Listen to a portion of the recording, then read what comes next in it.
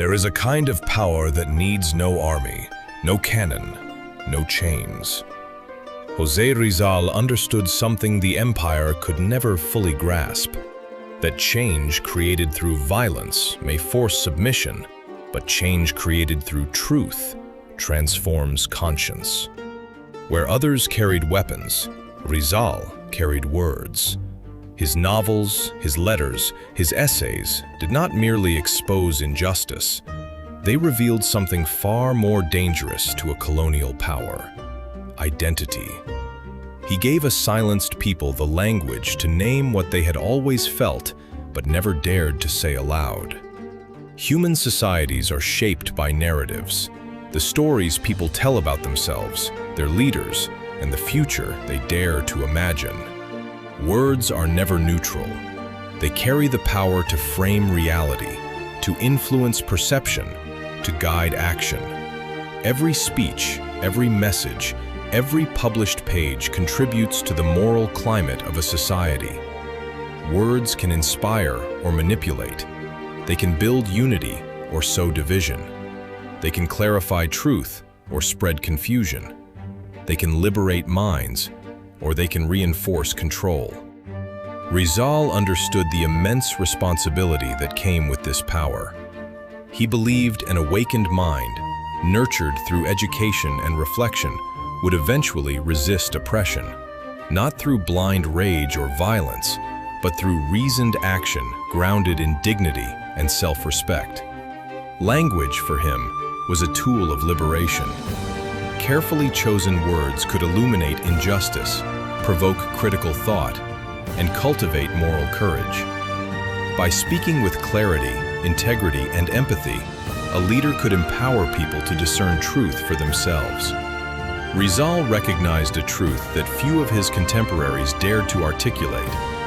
The most formidable weapon of colonization was never the sword, nor the cannon. It was the story, the narrative imposed upon a people that shapes how they see themselves.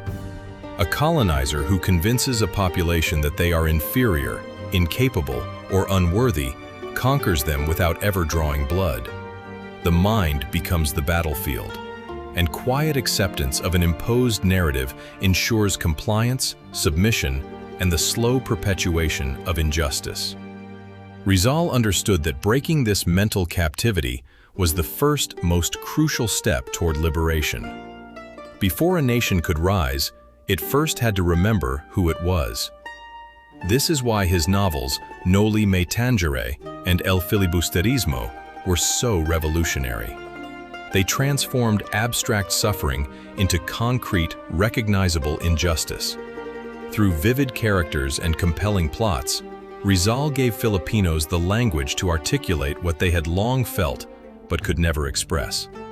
The stories exposed systemic corruption, abuse, and moral decay, linking personal pain directly to the structures of society that caused it.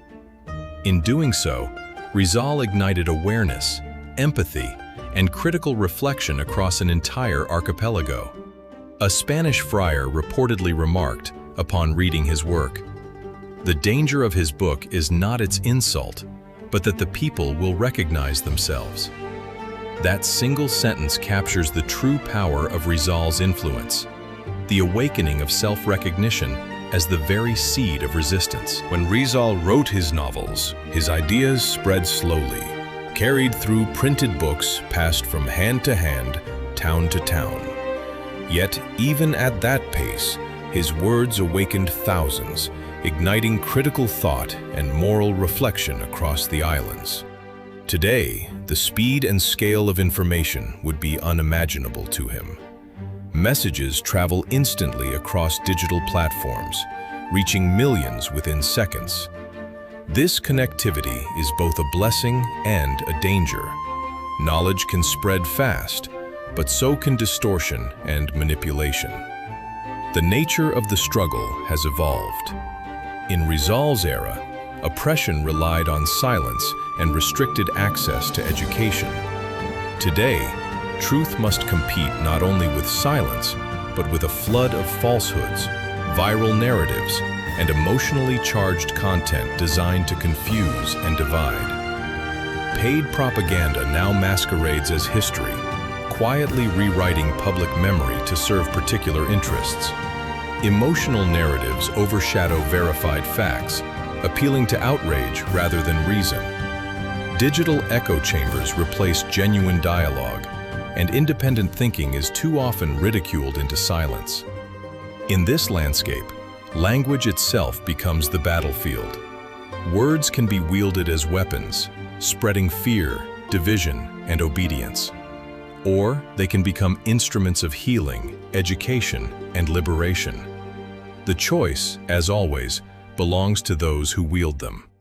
If Rizal stood among us today, his battlefield would not be confined to print or pen. It would extend across every screen, every feed, every comment thread, anywhere public perception is shaped, one post at a time. Filipino communication carries the weight of centuries, shaped by pre-colonial structures, Spanish rule, American influence, and the pressures of modern life. Understanding this cultural lens is essential to understanding truthful leadership today. Hiya, a sense of shame or embarrassment, often discourages open confrontation. Because of hiya, many Filipinos avoid public disagreement even when they hold strong convictions, fearing that disagreement will cause someone to lose face. Pakikisama, the desire to maintain smooth relationships, prizes harmony so deeply that people will often suppress their true opinion rather than risk conflict. It strengthens social bonds, but it can also make it painfully difficult to challenge corrupt practices or flawed decisions. And utang na loob, the powerful sense of indebtedness towards someone who has shown kindness, though noble in its origin, can discourage people from questioning authority figures, even when questioning is exactly what conscience demands. Rizal understood these cultural forces intimately, yet he navigated them with remarkable skill.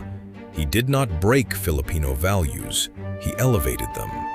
He disrupted harmful patterns respectfully, criticizing broken systems rather than attacking the individuals trapped within them. His approach to communication was anchored in reason, never insult. He argued with logic, evidence, and moral conviction. Even when confronting the abuses of friars or colonial officials, he maintained dignity in his tone. Truth, he proved, does not need to be shouted to be powerful. Leadership founded on anger is inherently unstable. Emotion may ignite attention for a moment, but it burns out quickly. When anger fades, as it always does, so does the influence built upon it. Leadership rooted in truth possesses a durability that stretches beyond a single lifetime. Truth does not depend on mood or popularity or the emotional climate of a society. It remains constant, and because of that, it continues to guide people long after the leader is gone. Every leader must constantly examine the nature of their own words. Am I enlightening, or am I obscuring? Do my words liberate people, or do they manipulate them? Do they help people think, or merely react? Before speaking or publishing, a true leader asks 3 simple questions. Is it true? Is it necessary? Is it respectful? Verify before sharing. Respond, do not react. Speak to clarify, never to dominate. Rizal proved that a pen, guided by truth and courage, can move history more powerfully than any weapon ever could. Weapons can silence a person. Words can awaken an entire nation. The pen is useless if the mind is not awake. Rizal's own words remain a warning and an invitation to think before we speak, to verify before we share, and to lead not through noise, but through truth.